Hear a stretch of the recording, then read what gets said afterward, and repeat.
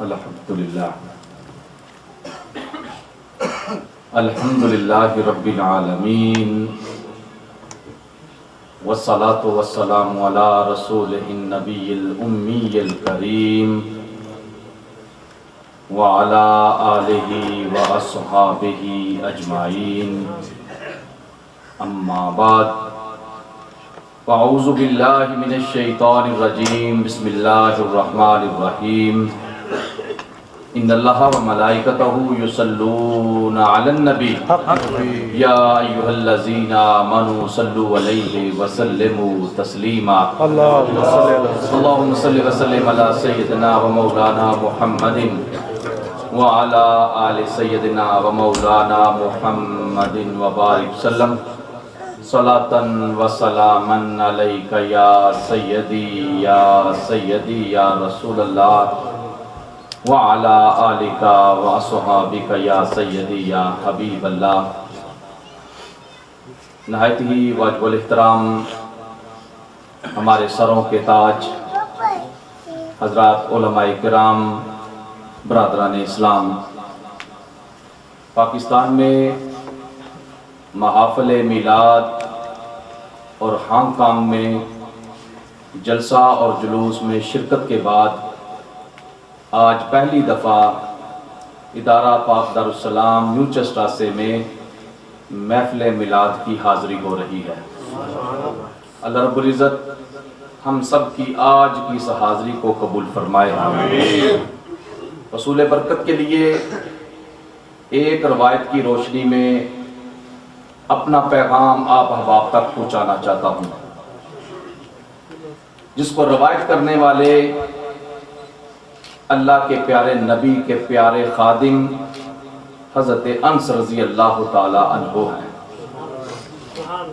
حضرت انس رضی اللہ تعالی عنہ روایت کرتے ہیں کہ جب اللہ کے پیارے نبی کا نکاح حضرت زینب رضی اللہ تعالی عنہا کے ساتھ ہوا تو میری اماں جان ام سلیم نے ایک ہریسہ تیار کیا۔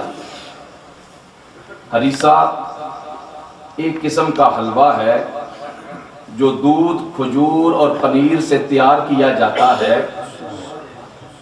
حضرت انس فرماتے ہیں اماں جان نے جب وہ ہریسہ تیار کر لیا، فرمایا بیٹا انس، اللہ کے پیارے نبی کا نکاح ہوا ہے، حضرت زینب سے شادی ہوئی ہے، ہماری طرف سے جا کر اللہ کے نبی کی بارگاہ میں یہ تحفہ پیش کرو۔ سبحان اللہ۔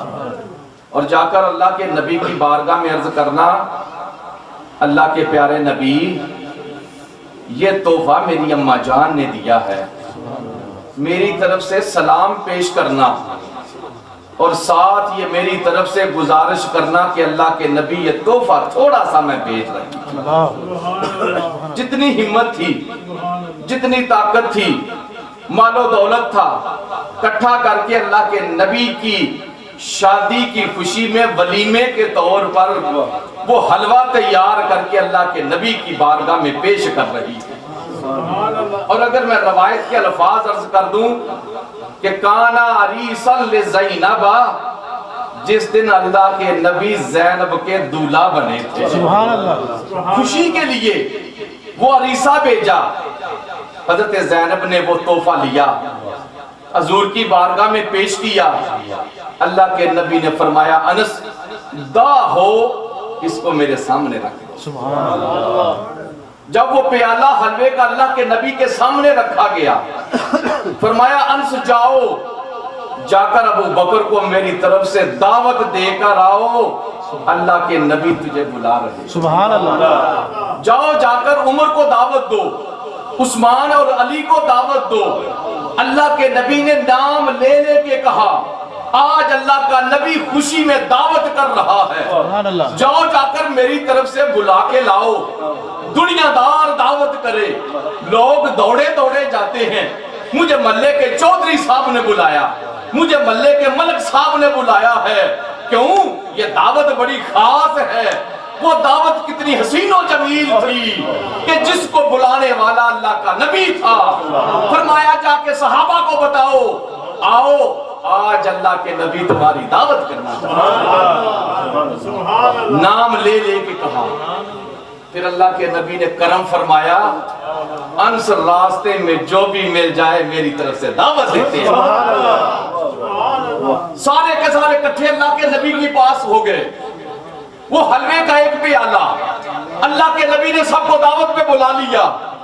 حضرت انس فرماتے ہیں اللہ کے نبی نے جو میری ماں نے وہ برتن دیا تھا اس کے اوپر ہاتھ رکھ کر جو پڑھنا چاہا سارا کچھ پڑھ لیا۔ سبحان اللہ۔ پھر فرمایا کہ آؤ 10 کی ٹولیوں میں بیٹھتے جاؤ اللہ کے نبی کی دعوت سے مزے لیتے جاؤ۔ حضرت انس فرماتے ہیں 300 کے قریب صحابہ کرام تھے۔ سبحان اللہ۔ وہ سارے کے سارے 10 کی ٹولی میں آتے رہے، کھاتے رہے۔ کوئی کہہ سکتا تھا کہ وہ کھانا اتنا تھوڑا تھا، صحابہ کرام نے تبرک کے طور پہ تھوڑا تھوڑا لیا ہوگا تاکہ یہ حلوہ ختم نہ ہو جائے۔ نہیں، روایت میں ہے حتیٰ شابعوا، حتیٰ کہ وہ سیر ہو کر کھاتے رہے، جتنا پیٹ میں جا سکتا تھا وہ کھاتے رہے۔ 300 صحابہ کرام نے اللہ کے نبی کی دعوت سے لطف اٹھایا۔ جب دعوت ختم ہو گئی اللہ کے نبی نے فرمایا انس جو برتن لے کر آئے تھے وہ اٹھا کر گھر لے جاؤ۔ سبحان تکبیر، نعرہ رسالت، نعرہ حیدری، جشن عید میلاد النبی، علماء اہل سنت۔ ماشاءاللہ۔ اصل چیز ذکر کرنے والی ہے وہ میں اب کرنے لگا۔ حضور نے کیا فرمایا انس برتن لے جاؤ۔ آپ فرماتے ہیں میں نے برتن کو اٹھایا، کہتے ہیں خدا کی قسم مجھے پتا نہیں جب میں اللہ کے نبی کی بارگاہ میں برتن لے کر آیا تھا اس وقت وہ زیادہ بھاری تھا کہ یا 300 افراد نے اس میں سے کھایا تھا، اس کے بعد وہ بھاری ہوا ہے۔ میں آج تک سمجھ نہیں سکا برتن پہلے بھاری تھا یا آج بھاری ہے۔